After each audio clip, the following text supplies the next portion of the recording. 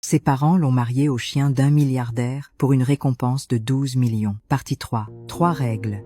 Ne quitte pas ta chambre sans permission, n'essaie pas de fuir, obéis toujours au maître. Le chien demanda Blessing.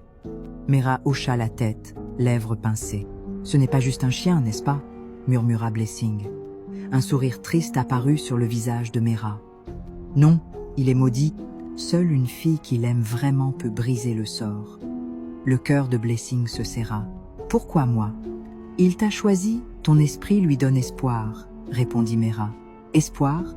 Ce mot sonnait faux ici.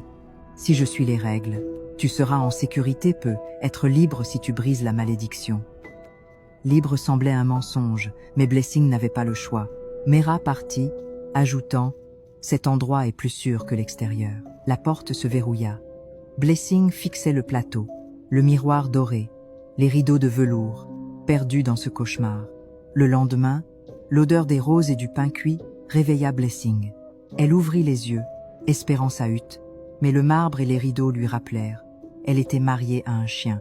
Mera revint, plus douce, tenant une robe bleue en soie ornée de perles. Le maître veut marcher avec toi dans le jardin de l'Est.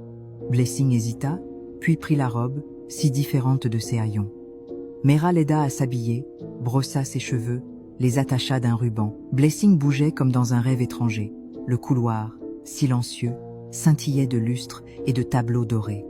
Dehors, le soleil enveloppa Blessing, le jardin vibrant de roses cramoisies, ivoire, doré. L'air, chargé de parfums, semblait ancien, profond. Quel était cet endroit?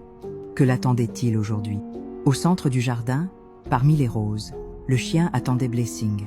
Fourrure blanche luisante, chaîne dorée au cou, yeux bleusantés, fixant le ciel. En la voyant, il se leva. Une voix grave résonna dans l'esprit de Blessing. « Tu as peur de moi ». Elle recula, choquée. « Tu parles ?» Seulement à celle choisie pour briser ma malédiction. Le cœur de Blessing battait fort. « Tu n'es pas un chien ». Il baissa la tête, honteux. « J'étais un prince, Kota des Banrem, fier, cruel, maudit pour mon cœur dur. » Le nom portait un poids ancien. « Kota », répéta Blessing. Il s'arrêta près d'une rose rouge, les préférées de ma mère, plantée avant sa mort. « Que s'est-il passé ?» demanda Blessing. « Ma fierté l'a tué », murmura-t-il, plein de chagrin. Silencieuse, Blessing s'approcha. Le vent bruissait, un pétale tomba. 2 âmes brisées partageaient ce silence, un lien naissait. Les jours suivants, Blessing marchait avec Kota dans le jardin de l'Est, un havre paisible contrastant avec le manoir étrange. Au début, elle gardait ses distances, mais ses yeux bleus, porteurs de siècles de silence, la rassuraient. Il ne grognait jamais.